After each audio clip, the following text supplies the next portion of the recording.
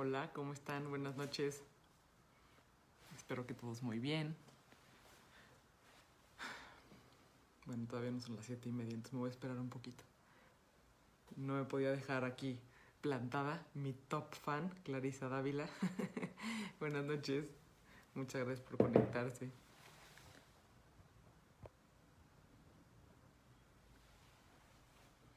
Vamos a esperar a que un poquito más personas se metan.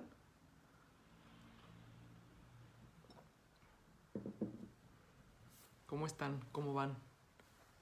Hola, hola.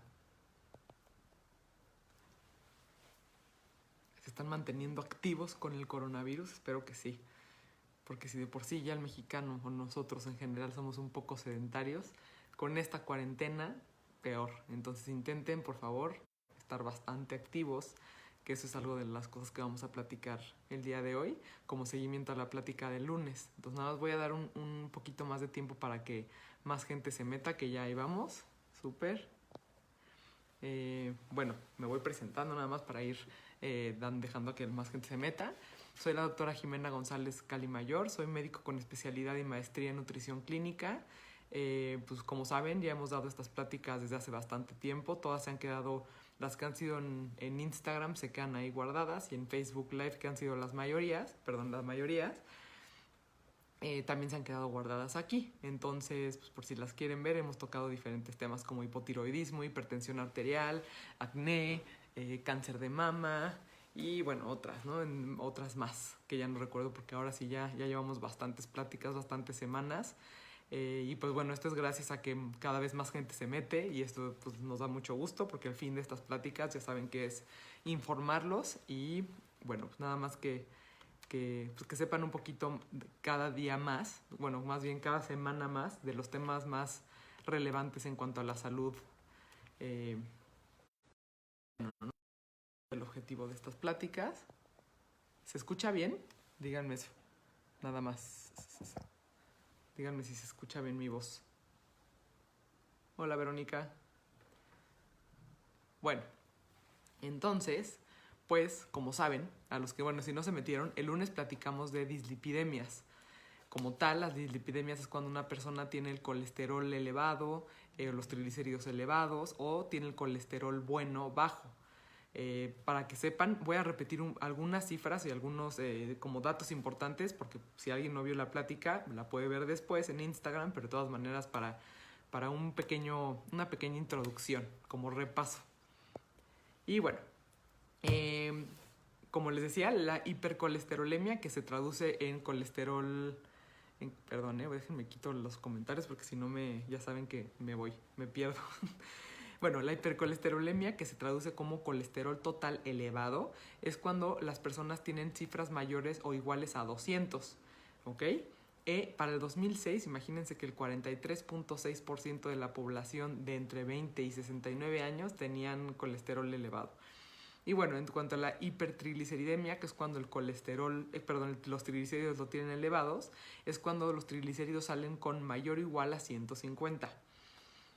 Cuando el colesterol bajo, que es el HDL, está bajo, es cuando la persona tiene cifras menores o iguales a 40.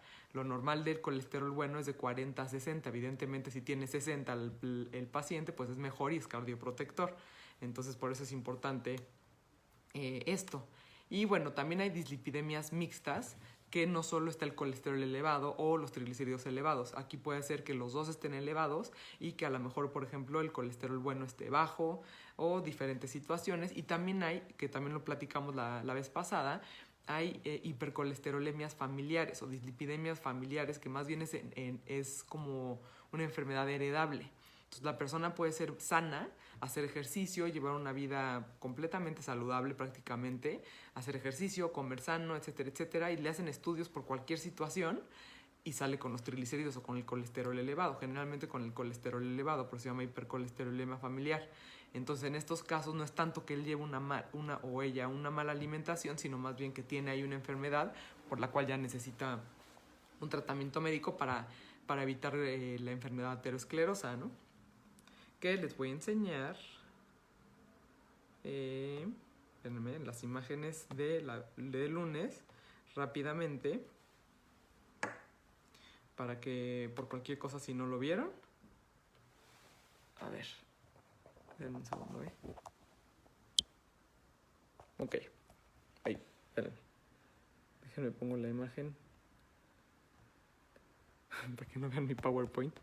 Bueno, ok, estos son los tipos de colesterol. Por eso siempre los nutriólogos y los médicos pedimos el perfil de lípidos, porque si no solamente nos sale el colesterol y triglicéridos, sino nos desglosan el colesterol. Entonces, este es el colesterol bueno, que como les digo, que es cardioprotector. Entonces aquí dice que es una lipoproteína antiaterogénica. Entonces nos va a ayudar a que no se hagan placas de ateroma, que ahorita les voy a enseñar qué son. Y del colesterol malo, el que sí es aterogénico, está el LDL, el IDL y el VLDL. ¿Ok? Entonces acuérdense que estas son las que sí nos van a hacer que haya placas de ateroma y esta no. Y el problema es que aquí en México la dislipidemia más común es esta, que las personas, los mexicanos en general, tienen el colesterol bajo, el colesterol bueno bajo. Entonces, pues por eso hay tantos infartos cardíacos y tantos infartos cerebrales. Que infartos cerebrales vamos a hablar el lunes. Y bueno, esto sería una enfermedad aterosclerosa, ¿no? Que ya, esta es una placa de ateroma. Ateroma es como, bueno, ¿qué les podré decir? Como que hace como una pared de grasa, o sea, de colesterol, que va cubriendo la luz me refiero a como por donde pasa la sangre, hasta que lo tapa, y esto ocasiona, si es en una arteria que vaya hacia el corazón, va a ocasionar un infarto cardíaco, y si la arteria va al cerebro, pues entonces va a ocasionar un infarto cerebral. Y como iba diciendo, ¿no? Aquí puede ser un cambio degenerativo de la edad. A lo mejor aquí la persona puede hacerse estudios de laboratorio y salir normales, puede llegar a pasar. Aquí a lo mejor también pueden ya hacerse estudios y a lo mejor ya salir elevados. Desde aquí pueden salir elevados, pero puede llegar a no ser así. Y bueno, y de repente pues ya, ¿no? Esta placa de ateroma, como no recibió tratamiento oportuno y no se diagnosticó de manera temprana que tenía cifras elevadas, pues llega a esto, ¿no? Que es un infarto cardíaco. Bueno.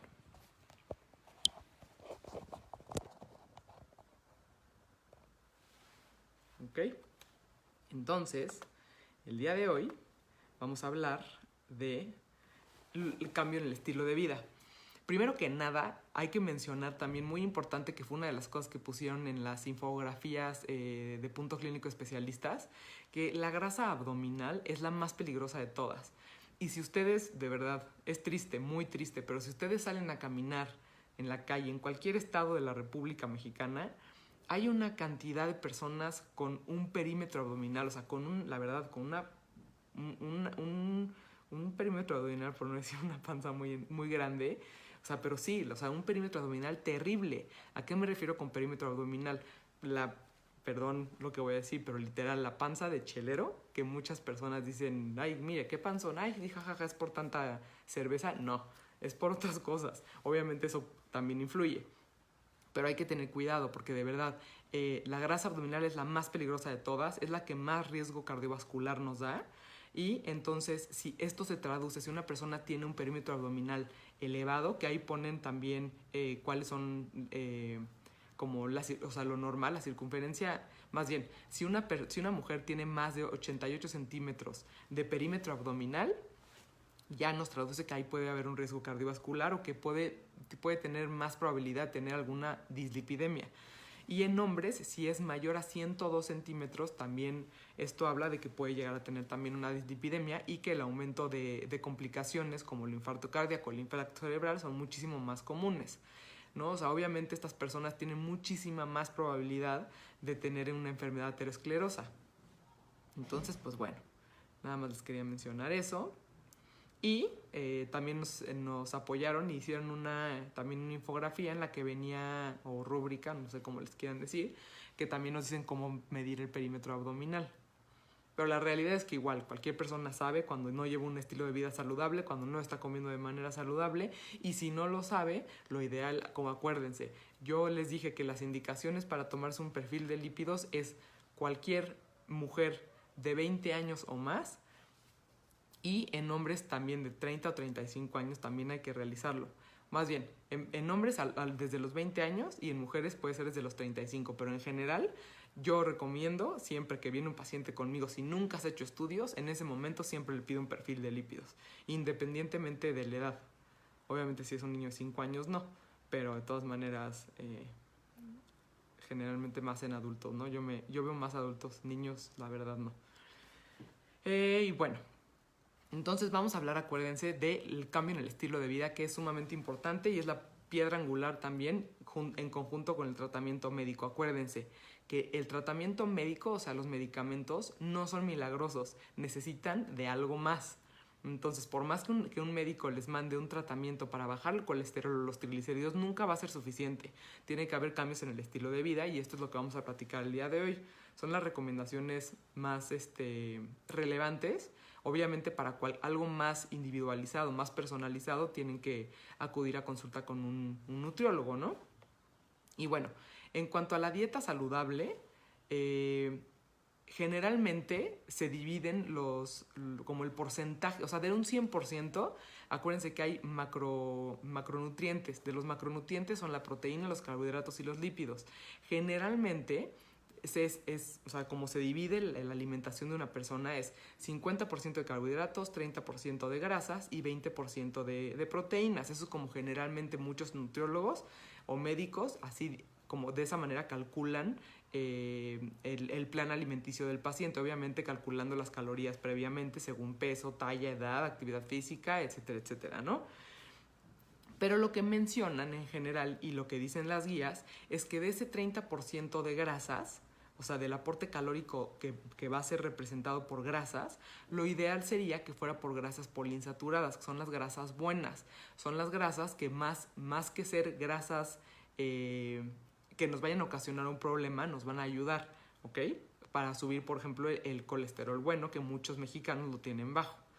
Entonces, bueno, por ejemplo, en cuanto a vamos a hablar ahorita de las grasas trans, que estas son las grasas que más efecto aterogénico tienen.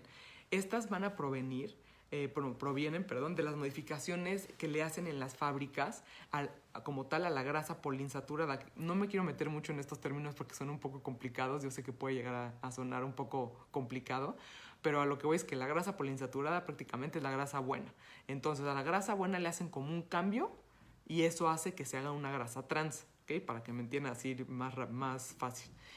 Y lo que mencionan es que, y aparte como yo les dije, que si no la vieron, en la plática de cómo leer las etiquetas nutrimentales, yo ahí les digo que siempre viene ahí desglosado grasas trans. Entonces lo que se recomienda es consumir grasas trans menor a 2 gramos al día. Entonces, por eso lo ideal siempre es cuando se vaya a comer algo industrializado, algún producto ya empaquetado, checar la grasa trans como tal, y más en personas que ya tengan diagnóstico de dislipidemia. Y si son personas con sobrepeso u obesidad que milagrosamente su perfil de lípidos salió normal esa vez, pero es como una bomba de tiempo de que en algún momento o en el siguiente laboratorio va a salir ya con algún tipo de dislipidemia, lo más probable. Y bueno, entonces, disminuyendo el consumo, como les digo, ¿no? De este tipo de productos es que es algo que hay una leyenda que dice grasa vegetal hidrogenada. Eso es grasa trans. Pero aparte en las etiquetas nutrimentales no ponen grasa trans. Entonces, si dice grasa trans, no sé, es un ejemplo, 3 gramos, pues acuérdense que entonces es alto en. Y aparte, gracias a Dios, ya pusieron el etiquetado nuevo en los productos aquí en México. Entonces ya también se pueden fijar si dice ahí elevado contenido de grasa trans o elevado contenido calórico. Ya se pueden también ustedes dar cuenta qué decisiones tomar en cuanto al producto que van a comprar. Y bueno, obviamente la cantidad del colesterol que se llega a consumir no es, o sea, obviamente es relevante en el colesterol total que tenemos en sangre, pero, por ejemplo, hay muchas personas y muchos pacientes que llegan conmigo y me dicen, híjole, tengo el colesterol alto, entonces el huevo ya no, ¿verdad? Y la verdad es que el huevo es una fuente de proteína y de muy buena proteína, de muy buena calidad. Es excelente. Entonces, más bien es consumir huevo, pero como siempre les digo, de forma equilibrada. No van a llegar conmigo y decirme como 3 huevos al día o desayuno 3 huevos y prácticamente diario desayuno lo mismo. Pues evidentemente eso no es equilibrado, no está bien. Pero sí, por ejemplo, la Asociación Americana del Corazón, la American Heart Association, generalmente dicen que lo ideal es consumir 3 yemas a la semana para que no haya ningún problema. Entonces, por ejemplo, pueden consumir las 3 yemas, o sea, en diferentes días, o sea, 3 huevos enteros, pero aparte pueden ponerle un poco de clara de huevo, para que no tengan que tirar las yemas o darle las yemas a alguien más de su familia. Pueden comprar las claras ya en los súper, ¿no? Ya los venden como en Tetra Pak y saben bien, porque mucha gente dice, es que parece agua, qué asco, ¿no? Qué feo. Y no, la verdad no saben mal. Y más si lo revuelven con la yema del huevo, no pasa absolutamente nada. Y bueno, los fitoesteroles es el colesterol de las plantas, ¿ok? Son los esteroles y estanoles, así se llaman. No hagan caso a eso, solamente que es el colesterol de las plantas, los fitoesteroles. Y cuando son consumidos van a competir con el colesterol, o sea, el colesterol de los otros alimentos por los sitios de absorción a nivel del intestino. O sea, en el intestino cuando nosotros consumimos algo hay como receptores que dicen, aquí se absorbe colesterol, aquí también. Entonces, si yo tengo todos estos son receptores. Perdón, siempre tengo que tener algo en la mano cuando doy una plática. Si yo tengo estos receptores y llegan fitoesteroles y me ocupan estos, o sea, sí, me quedan 2 nada más, entonces se va a absorber menos el colesterol malo, por así decirlo. Entonces esto va a ayudar a disminuir los niveles en sangre del colesterol total. Y los fitoesteroles se han llegado, en varios productos se han llegado a como adicionar como para lograr este tipo de efecto, como en ciertas mantequillas. Hay ciertas mantequillas que pueden llegar a tener este tipo de característica, pero la verdad es que tampoco es tan común que este tipo de alimentos los tengan, ¿no? Pero bueno, llega a ayudar. Ahora, importantísimo, que mucha gente no lo hace, es consumir más de 30 gramos de fibra dietaria al día. Eso sí viene siempre viene desglosado en todos los productos. Esto donde más lo vamos a poder ver, o sea, como de fuente alimenticia, es en cereales integrales, en leguminosas. Acuérdense que las leguminosas son las habas, los frijoles, las lentejas, el chícharo, el garbanzo, en frutos rojos, en hortalizas de color verde, o sea, de hojas verdes, calabacitas, colecitas de Bruselas, en la pera, en la manzana, o sea, son alimentos con mucha fibra. Entonces, sí es importante, por todas las vitaminas y minerales que aportan las frutas, que sí las consuman. Acuérdense, siempre en una cantidad adecuada, por eso lo ideal es que vayan con un especialista. También es súper importante, de verdad, muy, muy importante, realmente desanimar al paciente en que disminuya por completo el consumo de azúcares refinados o saborizantes como tal. O sea, el azúcar de mesa de verdad es terrible. Y no me voy a meter en vías bioquímicas porque es algo sumamente complejo, pero hay muchas vías en el organismo que, así como te dicen, pero ¿cómo? Pero el colesterol no es grasa, que es lo que muchas personas me han dicho. Y sí, el colesterol generalmente es por el consumo de grasa y demás, pero no solo de eso. Por eso les digo que si van a comer cereales, que sean cereales integrales. Esto va a retrasar también que el aporte calórico y de grasa que pueda llegar a tener el pan o en general se absorbe un poco más lento. Entonces no se absorbe todo, a lo mejor porque el tránsito intestinal sigue y aparte se absorbe, o sea, ya hay fibra que también ayuda, acuérdense, la fibra vegetal, a que no se absorbe el colesterol malo, sino se absorbe, bueno, como que agarra en los receptores, entonces no se va a absorber el malo. Luego también, por ejemplo, si usted consume mucho pan dulce, galletas, pasteles, en general, ¿no? Dulces, bebidas con mucho azúcar, como por ejemplo Coca-Cola, cualquier tipo de refresco, jugos, eso también por ciertas vías se acaba yendo, o sea, se absorbe la cantidad de glucosa que se necesita, o sea, de azúcar necesaria o la caloría como tal, pero todo lo demás se va a ir a grasa, ¿ok? Es como el cuerpo tiene la manera de almacenarlo en el cuerpo. Primero lo almacena en el músculo, pero si queda ahí muchísimo más, pues de alguna manera lo tiene que almacenar y pues de ahí sale el perímetro abdominal. Y bueno, hay un tema importante y bastante relevante de los edulcorantes artificiales, el stevia, el Splenda, ya saben, ¿no? El NutraSweet, Canderel, todos esos. Por un lado, en general, yo no los recomiendo. A mí no me gusta usarlos y todos los que han sido mis pacientes que están viendo la plática saben que a mí no me gusta. Pero los he dicho y cuando di la plática de diabetes es que riesgo-beneficio, si la persona necesita tomarse algo dulce porque todos en algún momento nos vamos a sentir que te estás masticando algo dulce o tomándote algo dulce, o sea, lo entiendo, de verdad. O sea, yo soy muy empática con mis pacientes. Como les digo, riesgo-beneficio, yo prefiero que se tomen un sobrecito de Splenda a que se tomen 2 cucharadas de azúcar, ¿ok? Pero no es lo ideal. No estoy diciendo que lo recomiende, pero como les digo, riesgo-beneficio es ideal, mejor, o sea, es idealmente mejor que el paciente se tome un sobre de Splenda de vez en cuando a que se tome, como les digo, ¿no? 2 cucharadas de azúcar.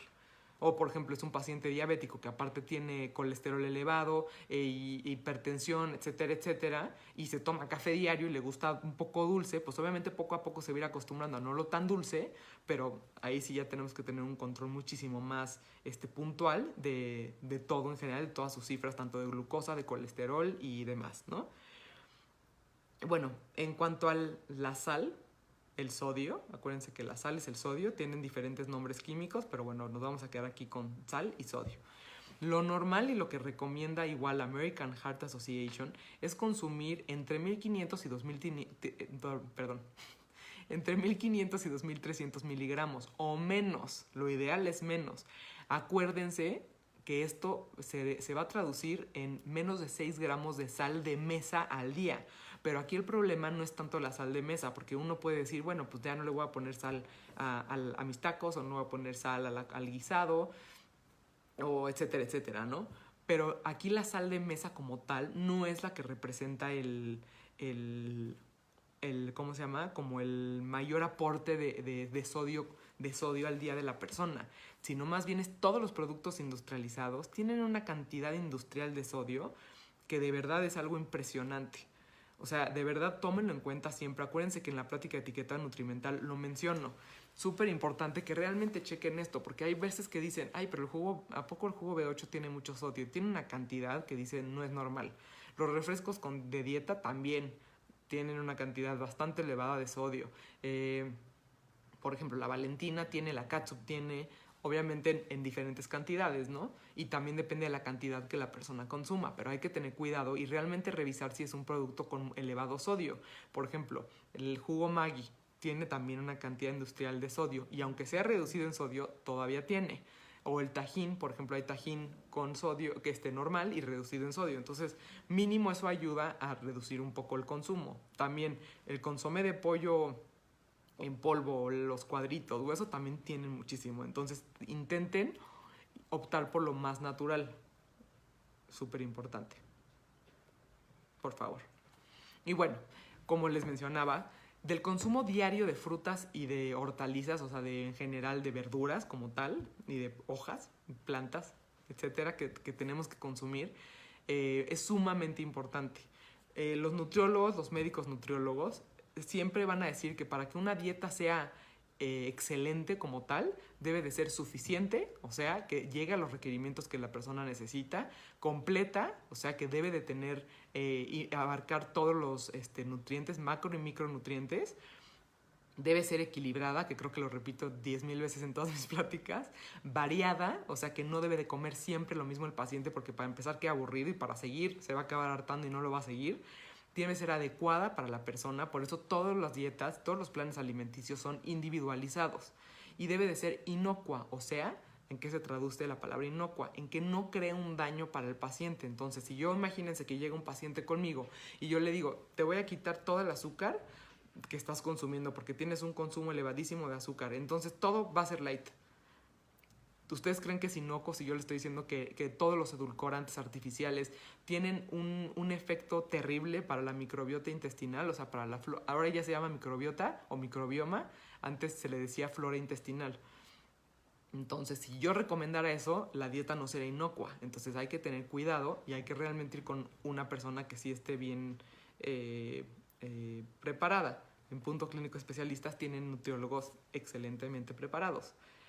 Y bueno, y también aparte, algo sumamente importante, que debe verse a la vista y al paladar rica, ¿no? O sea, si yo a una persona llego y le digo que no está acostumbrado, por ejemplo, ¿no? Tengo muchos pacientes, hombres y mujeres, no solo hombres, que no comen fruta para nada, que no, verdura, bueno, pero ni muertos se comen verdura, o sea, entonces si de repente y imagínense, y en su casa dicen, bueno, pues estás a dieta porque tienes el colesterol alto, y les dan verduras al vapor, y no están acostumbrados, o algo así, ¿no? O sea, que no vea al paciente rico, ¿cómo va a cambiar los hábitos, no? Entonces, lo que queremos es que el paciente opte por decir, bueno, a lo mejor y unos tacos son deliciosos, pero también unos tacos con, no sé, ¿no? En un alambre sin queso y sin aceite, pues también es rico, ¿no? O sea, no tiene que ser la grasa y el queso manchego y así.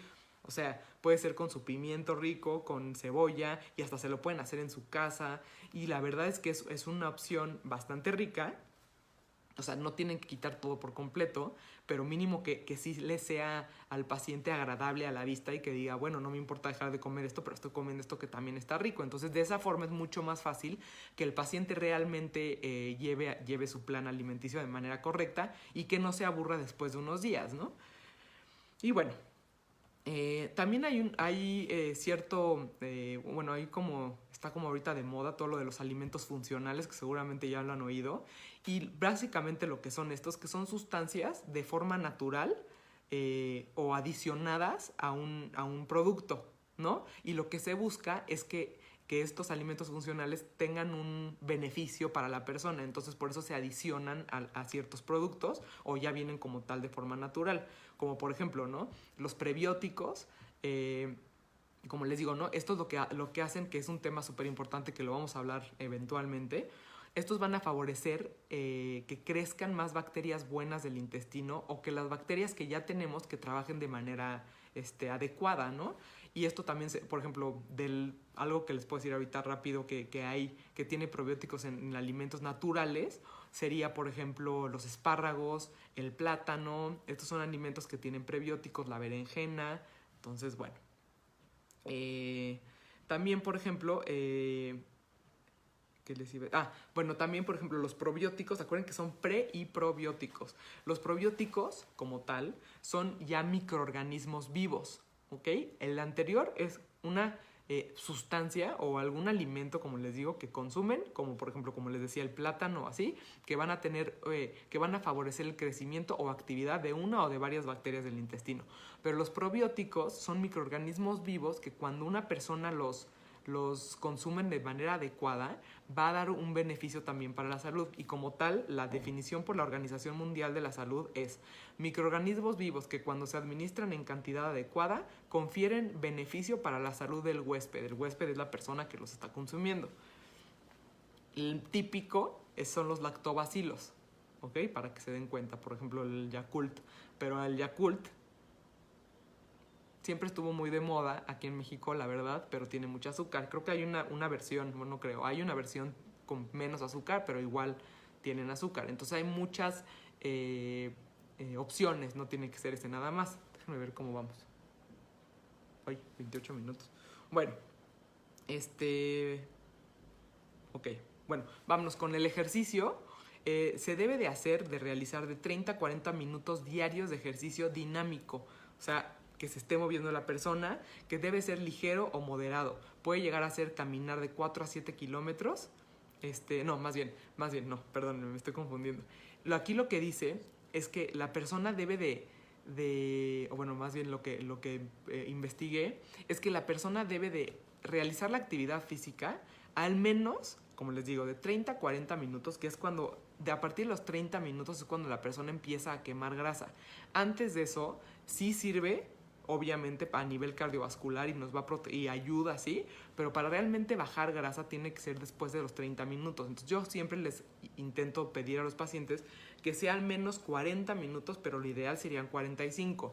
Y no, porque, por ejemplo, varios pacientes me preguntan, ¿pero cuánto tiempo? Y, perdón, ¿qué intensidad? Y yo lo que les digo es que no sientas que se te va a salir el pulmón, eso no está bien, o que te falte el aire o eso, bájale la intensidad por completo.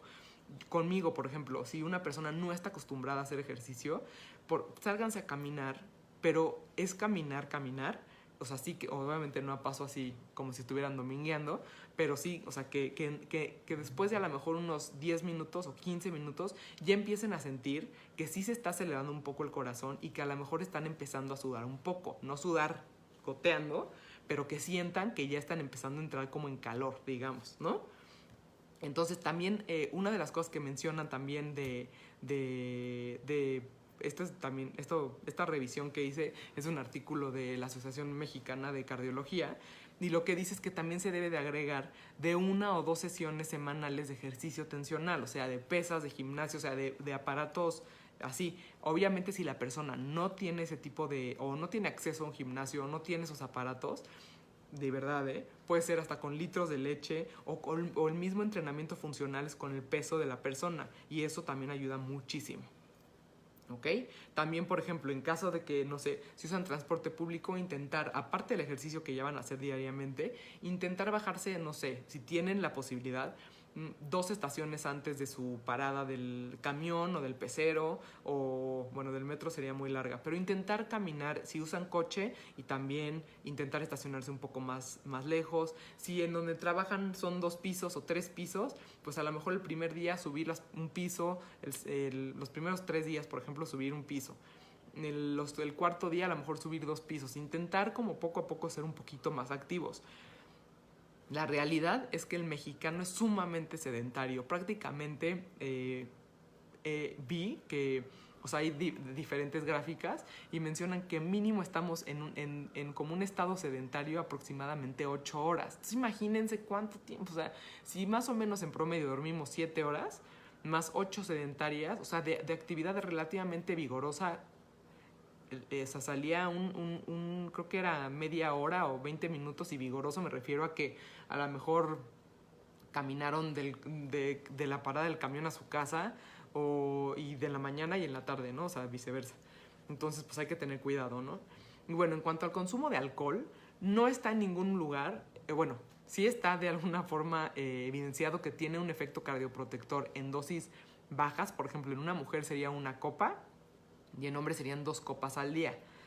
Como copa, ¿a qué me refiero? 1 copa sería una lata de cerveza de 350 mililitros, de preferencia light, 1 copa de vino de 125 mililitros o 30 mililitros de algún licor destilado. Ahora, si el paciente no está acostumbrado a tomar alcohol, no voy a yo decirle tome alcohol, pero si ya lo consume, hay que hacerle hincapié en que no pueden ser más de 2 copas si es hombre, y no puede ser más de 1 copa si es mujer, porque con esto también va a aumentar los niveles de colesterol.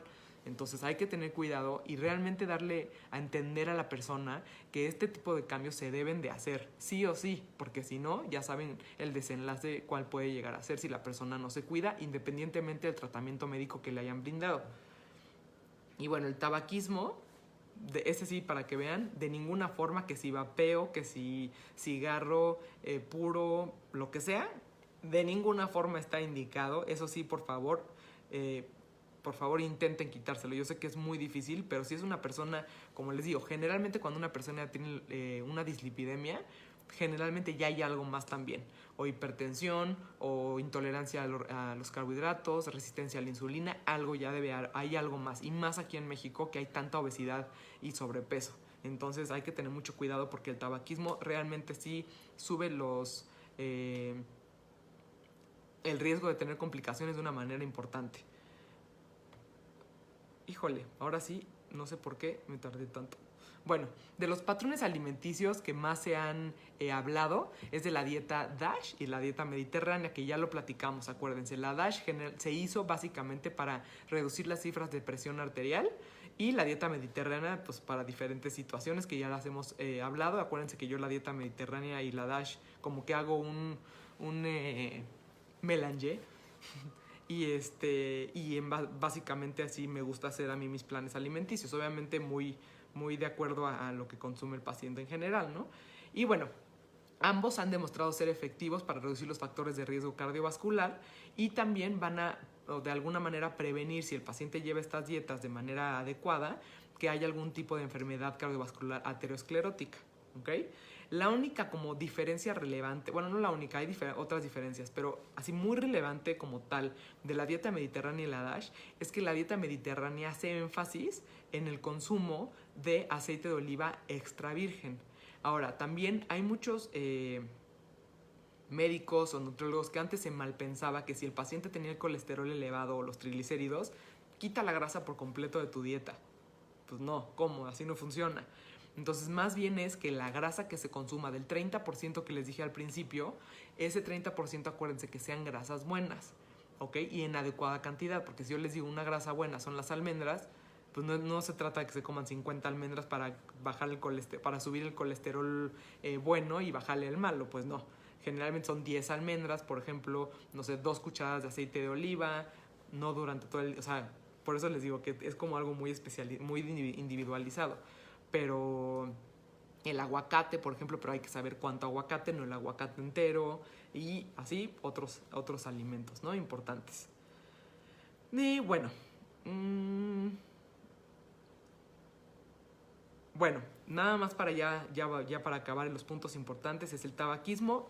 Por completo no hay ningún tipo de indicación, ningún tipo de exposición al tabaco en ninguna forma, ¿ok? Y menos en una persona de lo que estamos hablando, de dislipidemia.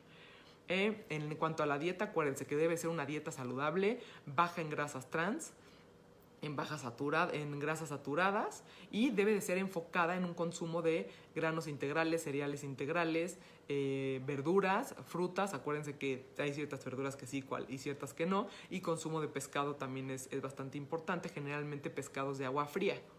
La trucha, por ejemplo, o la sardina es una excelente opción y bastante rica. Bueno, a mucha gente no le gusta la sardina, pero a mí sí me gusta.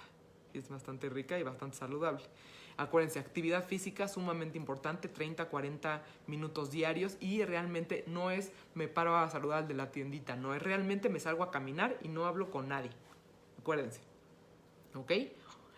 Y bueno, pues también algo importante es que también siempre hay que checar los niveles de glucosa del paciente, porque como les decía, ¿no? Muchas veces a lo mejor el paciente acude a consulta porque le dijeron que tenía el colesterol elevado porque le picaron en la muestra rápida de sangre, se hace estudios y pues te vas dando cuenta que a lo mejor ya tiene intolerancia a los carbohidratos, que llega contigo y a lo mejor no le tomaron la presión arterial y ya tiene un 130/80, por ejemplo, que no es como tal, bueno, ya se considera hipertensión, pero tampoco son unas cifras elevadas, pero ahí ya tiene un componente importante de 3 diferentes situaciones. Entonces, pues bueno, básicamente esto es lo que les quería platicar. Espero que les haya gustado y vamos a ver si hay preguntas.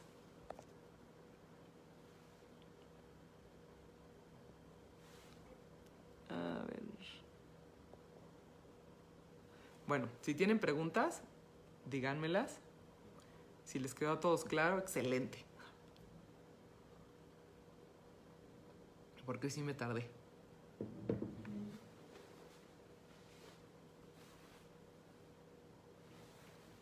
A ver, me voy a esperar tantito para ver si alguien tiene preguntas.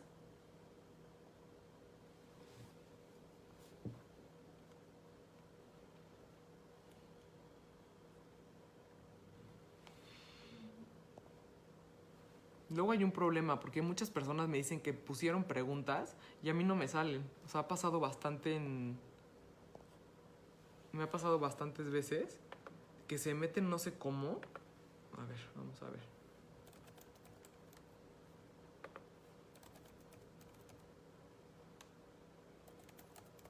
A ver. Voy a meter yo directamente.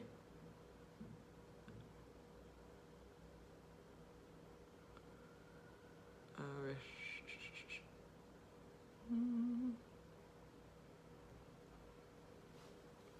A ver, todavía no hay dudas. Pero les digo, déjenme checar porque como les digo, luego hay veces que no.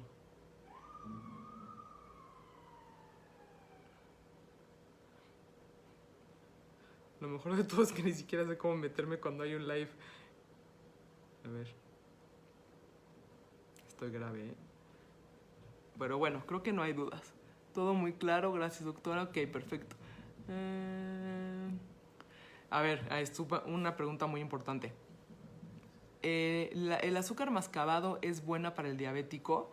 Mira, la verdad es que te voy a decir, de un azúcar blanca, un azúcar morena o mascabada, es mejor el azúcar mascabada, sí. Pero en un diabético, yo me atrevería a decir, yo a mis pacientes y en cuanto a las guías y demás, lo ideal es que no consuman ese tipo de azúcar, más bien sería a lo mejor un edulcorante, pero lo que se busca es que el paciente quite por completo como de su paladar, poco a poco, la necesidad de algo dulce.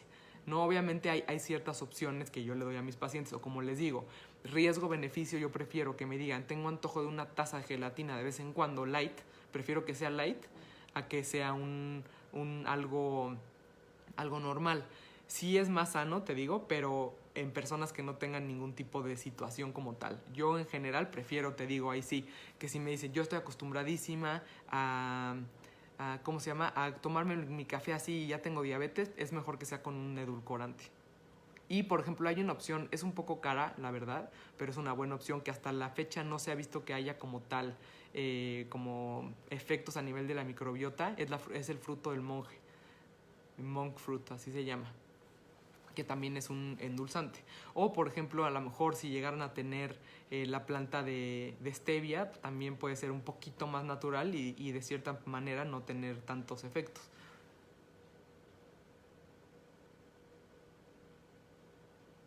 Muy súper buena pregunta. Buenas noches. ¿Qué tipo de ejercicio puede realizar una persona de la tercera edad con colesterol alto e hipertensión? Mira, de la tercera edad, pero que no tenga ningún tipo de discapacidad, como te digo, salir a caminar es lo ideal. Si es una persona mayor, lo mejor es que salga a caminar con alguien, que siempre esté acompañada de una persona, porque también puede haber riesgo de caída, ¿no? Por ejemplo, yo veía un padre o veo un padre de repente y también él me decía, es que ¿qué hago, doctora? Y veo a varios también adultos mayores que también, ¿no? Como que están muy acostumbrados. La verdad es muy complicado porque, como les digo, ¿no? Más en adultos mayores como tal, que mucha gente no los acompaña y entonces por eso no hacen las cosas por miedo. Entonces intenten, si tienen una persona mayor con este tipo de enfermedades, ya sea diabetes o hipertensión o ambas, el colesterol elevado, etcétera, etcétera, salirse a caminar con ellos va a ser bueno para ustedes y bueno para ellos. Y en cuanto a ejercicio más bien anaeróbico, de verdad, pueden hacer, por ejemplo, desde detenerse, por ejemplo, de la mesa y abrir las piernas así, y luego que se agarren la otra mano y también abrir y cerrar, por ejemplo, como les digo, ¿no? Con 1 litro de leche, y si está muy pesado, con una botellita de 500 mililitros que sube el brazo varias repeticiones, que también como para el bíceps y luego también para atrás y en medida de lo posible, como les digo, ¿no? O sea, hay muchos ejercicios que también, o sea, tengo varios ejemplos, pero bueno, no nos daría tiempo, pero sí lo ideal es que caminen en medida de lo posible. Y si no pueden caminar, por ejemplo, si tienen la posibilidad a lo mejor de meterlos a una alberca, también ayuda mucho.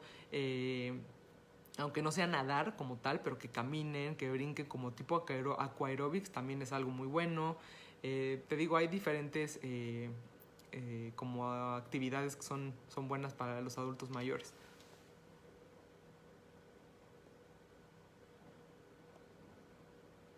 Chayo Blas dice, el edulcorante natural Monk, ideal para diabéticos, 0 índice glucémico. Como les digo, es bastante bueno, pero, o sea, la verdad es que antes decían que, por ejemplo, que el Stevia o el Stevia como tal, perdón, el Stevia, que no tenía que era buenísimo, que porque era natural y de la hojita y el no sé qué, pero ya cuando lo comercializaron, pues obviamente le pusieron algún tipo de edulcorante. Por ejemplo, hay un monk fruit, hay una fruta del monje que la vende Splenda, pero es casi que mucho Splenda y un poco de fruto del monje, entonces no es por completo fruto del monje. Entonces la que es realmente fruta del monje, sí es bastante caro, pero hasta ahorita, como les digo, no ha salido ninguna evidencia de que no sea una buena opción. Entonces es bueno y no tiene ningún tipo de aporte calórico. Ok. Bueno, pues creo que ya lo damos por terminado. Qué bárbaro que ni yo sé cómo meterme de Facebook Live. No entiendo por qué. Pero bueno, no importa, ya me salieron más preguntas. Oigan, pues bueno, un gusto y bueno, como siempre ya saben que para mí es un honor estar con ustedes y cada día poderlos como informar un poco más de diferentes temas. La semana que viene, el lunes, vamos a hablar por Instagram de Punto Clínico de enfermedad vascular cerebral, o sea, de infartos cerebrales, que es algo muy común, aunque no lo crean, aquí en México, bueno, en todo el mundo, pero en México bastante. Y el miércoles vamos a hablar, más bien es como un resumen, como más entendible, de los últimos artículos que han salido de acerca de como el adelanto, por ejemplo, de la vacuna de AstraZeneca y creo que también de Pfizer. Bueno, no creo, de Pfizer y AstraZeneca son como que las que más se habla, pero AstraZeneca es de las que más han sacado ahorita en una revista muy importante médica que se llama The Lancet. Entonces voy a hacerles como un resumen para que entiendan un poquito pues cómo vamos, ¿no? Para que se vea un poquito la luz al final del túnel de esta situación. Y bueno, pues que estén muy bien, que tengan excelente noche y los veo el lunes, no se les olvide. Y también si conocen personas que tengan esta enfermedad, por favor que vean la plática, la del lunes en Instagram y esta. Cualquier duda que tengan, acuérdense que me pueden escribir. Mi Instagram es dra.jimegoncal, Jime con J. Entonces, mi Instagram es dra.jimegoncal, Gon de González. Muy bien. Bueno, muchas gracias a Punto Clínico Especialistas. Recuerden que hay 3 clínicas en Cuapa, en Marina Nacional y en La Villa. Y creo que dentro de poco van a abrir otra en Coajimalpa, si no mal recuerdo. Y bueno, acuérdense que hay nutriólogos, hay gastroenterólogos, hay ginecólogos, hay diferentes especialidades. Entonces, acuérdense de tomarlo en cuenta. Ahí tienen farmacia, tienen laboratorios. Entonces, como les digo siempre, ¿no? 3 en 1 van y no tienen que estar yendo a diferentes lugares y más ahorita en la pandemia. Entonces, bueno, pues muchas gracias por su atención y... Ay, Chayo, pues un gustazo, que dice que es la primera vez que me escucha. Hay muchísimas pláticas ya. Pero bueno, espero que ya te guste y que te vuelvas fan y te vea lunes y miércoles. Me va a dar mucho gusto. Que estén muy bien y bueno, nos vemos el lunes. Bye, buenas noches.